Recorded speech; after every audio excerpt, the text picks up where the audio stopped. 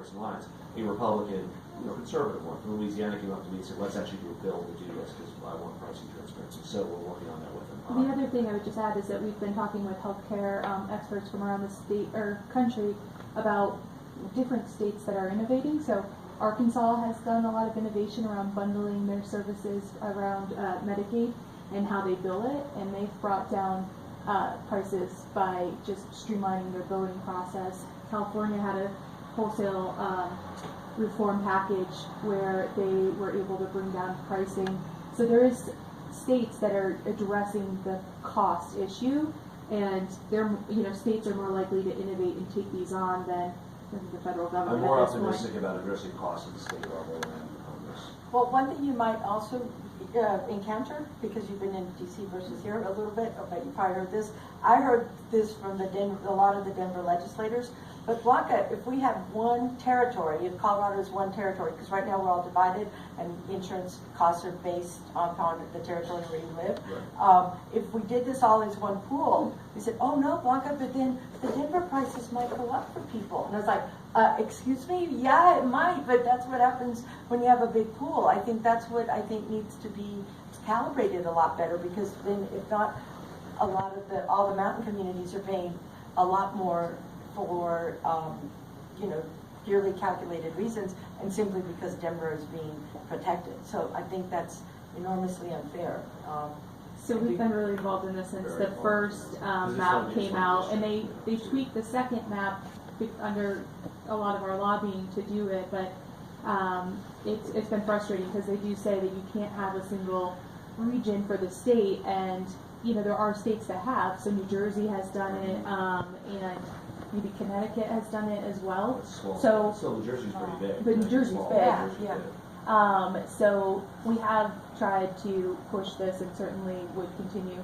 There was a study done after years of our lobbying on this, and the study's pretty mixed. So there needs to be some fine tuning to the plan, but it's certainly something that we, because our mountain communities have been suffering under this, have been very involved in pushing.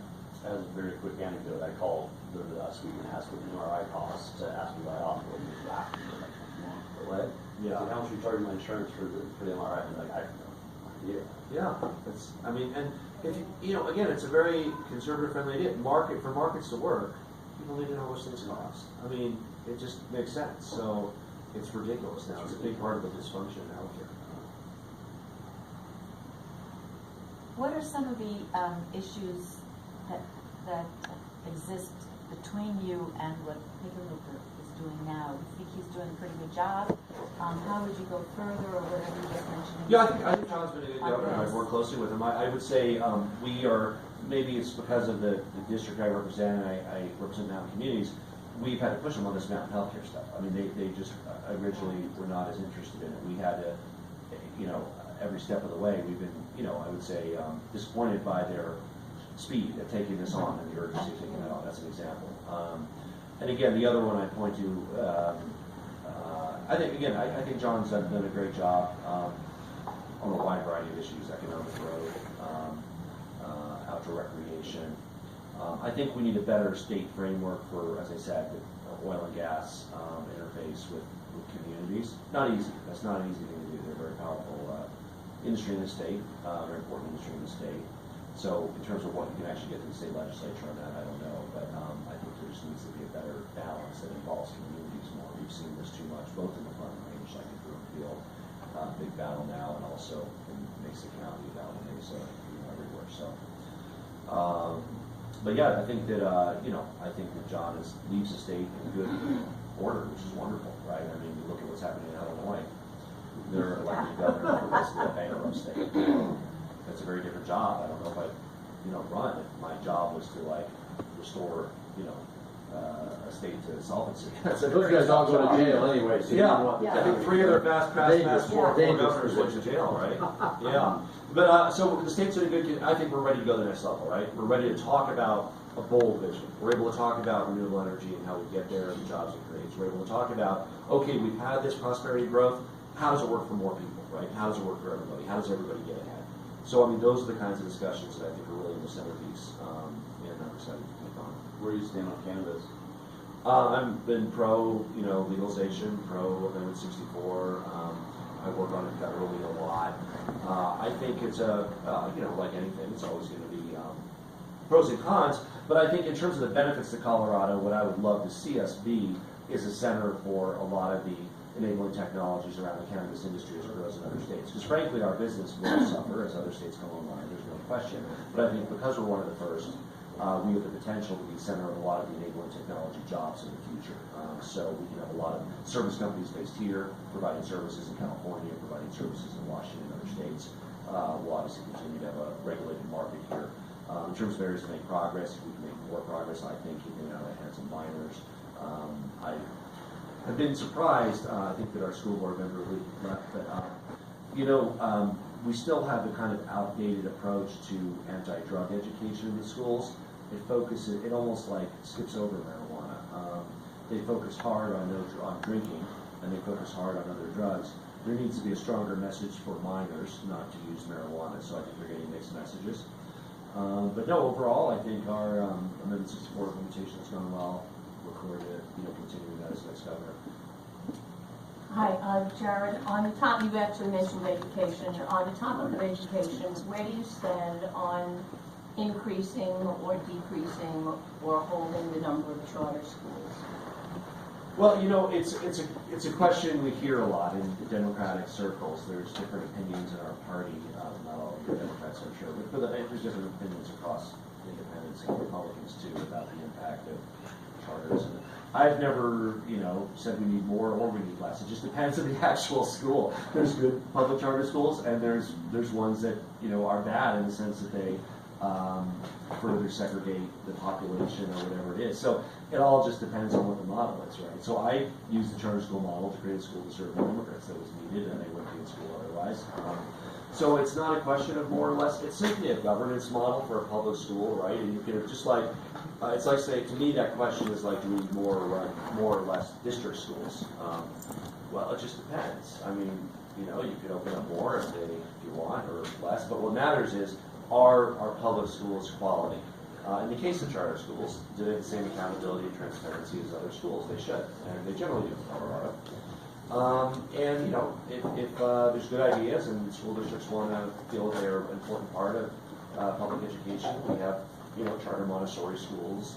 If parents wanted that, the district doesn't offer that in our state, and all kinds of different options. So, As governor, how would you handle the ones that fail abysmally and remain open, and their students fail the tests yeah, repeatedly, well, generally this is in but the they hands stay of open? districts, right? So districts are the ones that grant charters. So you can't do much, unfortunately, with the state if the people of a school district elect a board that has bad neighborhood schools or bad charter schools. There's a complex level of intervention, and there's a few cases where if the school persistently fails, the state does have a nexus to be involved. That's whether it's a charter or a neighborhood school. But I would say you approach them the same, frankly. I mean, whether it's a neighborhood school or a charter school, if the district is doing a horrible job of it, there's an appropriate point where the state would need to get involved, and we have that. But generally speaking, we have local control of education in our state, and people get the choice of electing school boards. Then people run on platforms of, I want less charter schools, I want more charter schools, I want the same number, whatever they're saying, and whatever that community wants.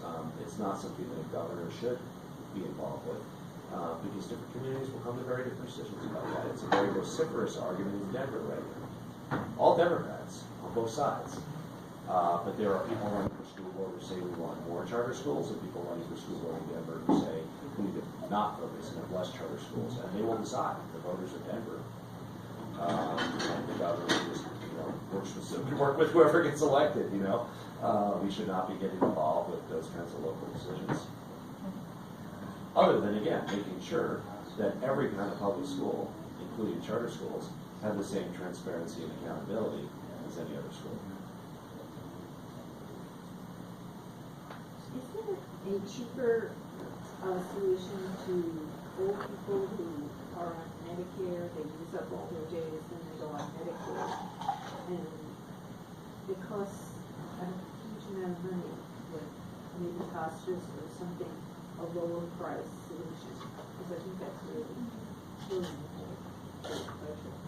Well, you know, I mean, availability of home care workers is important. You know, again, if you have more flexibility and if somebody can stay in their home with a home care visitation, that is a lot. That can be a better quality of life sometimes, and it can be less costly than trying to move somebody to a residential facility.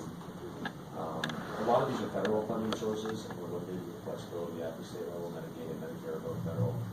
So, I mean, I don't think there's a silver bullet there, but I think encouraging flexibility at the local level and the county level to better serve the elderly is Can you just share your thoughts on gerrymandering in the state of Colorado? Well, gerrymandering everywhere is bad. I would say it's kind of a, you know, it's a big problem with our democracy because you often have politicians who pick their constituents rather than voters who pick their elected officials.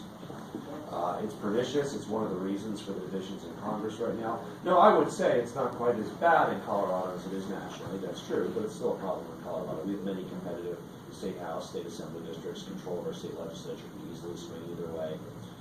We have competitive congressional districts. We have an independent commission that draws the state legislature. Say again? We have an independent commission that draws the state legislative lines.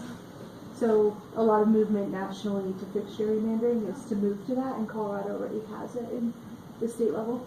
And we have a lot of competitive races. I mean, look, you know, Senator Dominor's fairly competitive race. Right? I mean, these are competitive. Not every district, even without any political gerrymandering, not every district will be competitive, right? I mean, no matter what you do in the District Plains, it's going to be Republican. No matter what you do in Denver, it's going to be Democratic. But what the problem is that, again, too often politicians deliberately make districts less competitive. It's a big problem in Congress.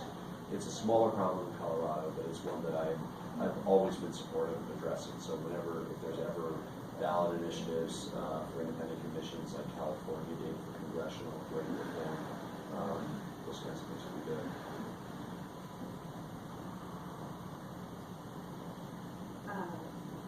Regarding, it's very exciting to me with profit sharing businesses, and then you mentioned New Belgium, I think. New Belgium Brewery. So what are they doing? What's it look like?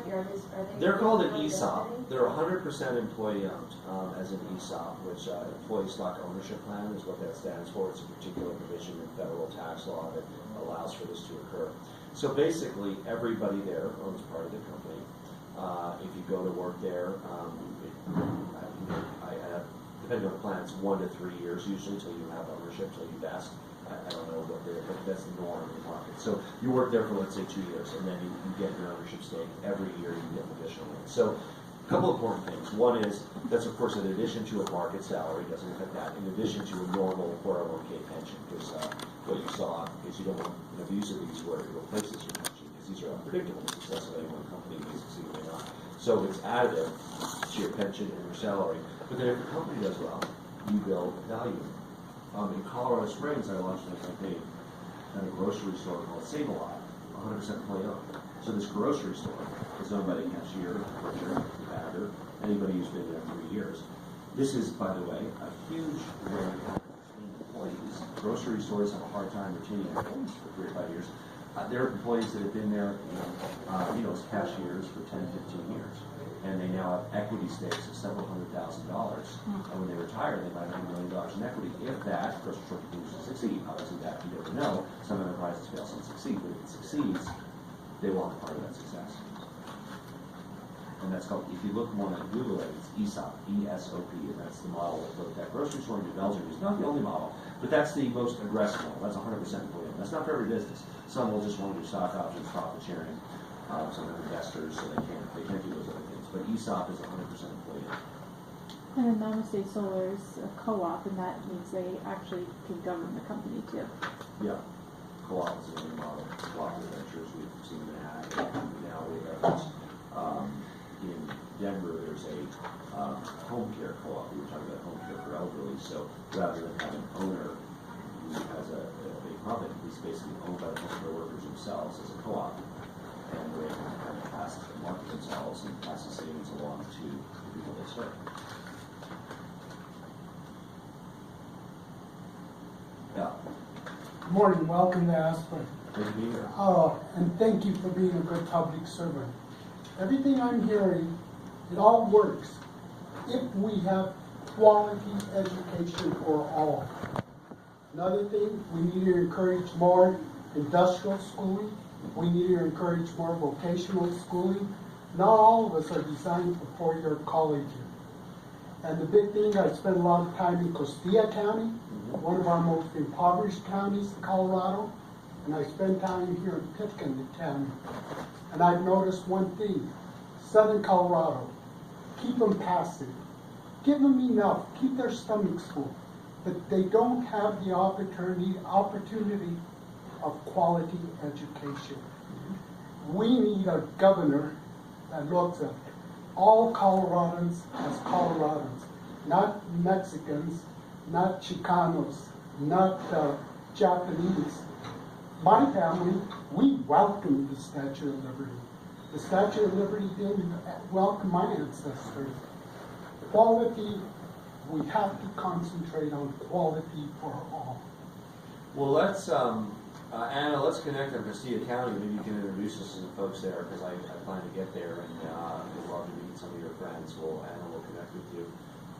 The program that I'm running on and want to deliver, Universal Preschool and Kindergarten, is going to be particularly important for some of our rural and less populated counties. There are often the least early childhood education opportunities in those areas. Denver has a lot. It's not universal, but they have a lot because they have a lot of big philanthropic money behind it. The district has put some money into it. So it hasn't reached everybody, but it's reached almost everybody who's low income in Denver has preschool. It hasn't quite reached everybody who's middle income, like we want to do it. But and I want to get to know Castilla County, but this is where universal preschool and full-day kindergarten would have a profound effect on preparing kids so that when they enter school, they're not already behind kids that have the opportunity to do that. And then, as you mentioned, access to skills on the other end. So high school, if you're not going to college, how do you get a marketable skill that will allow you to support yourself and support your family?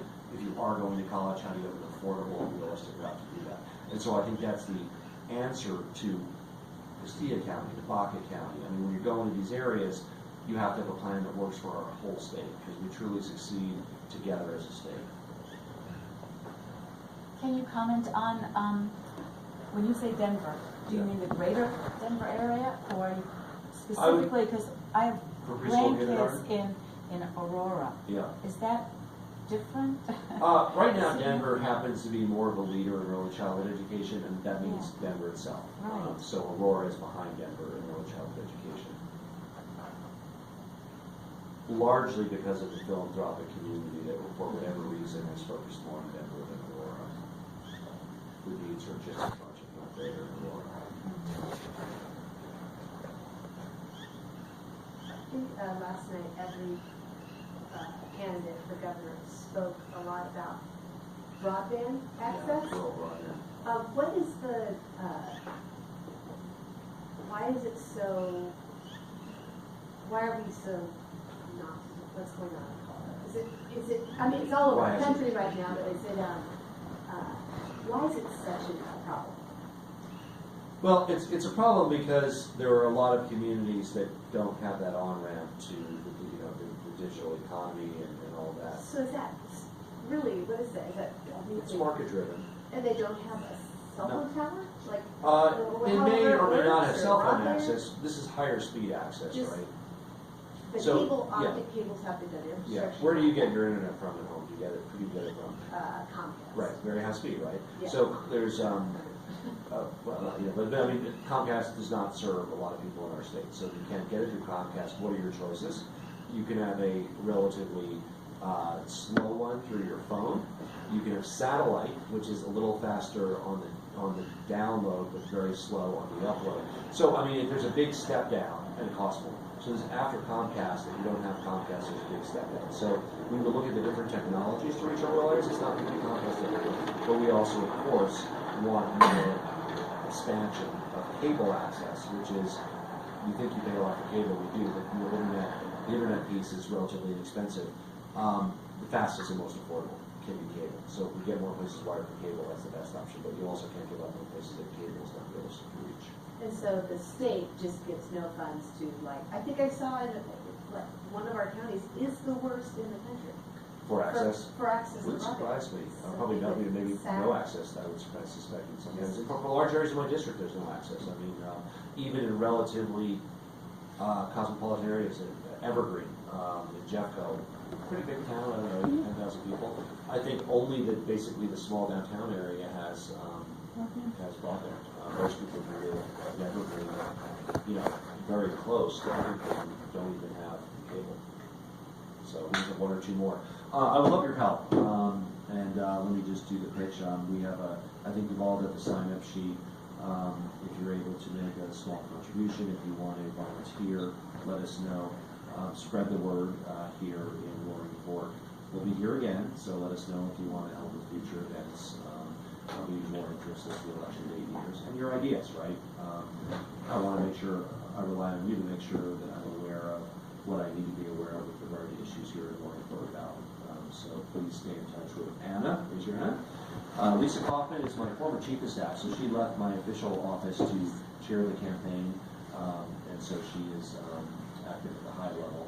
And we're looking forward to seeing you again soon.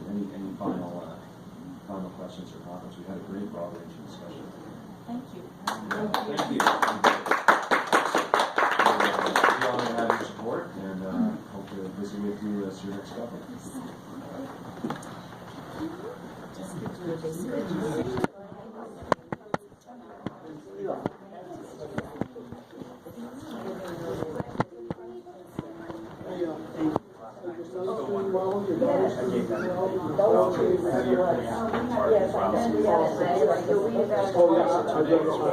Congratulations. Good job. Remember last year?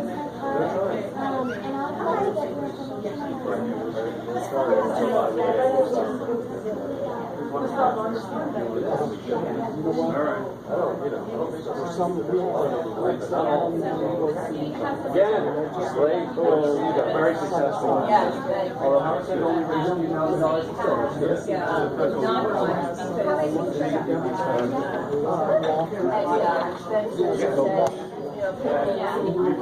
Yeah.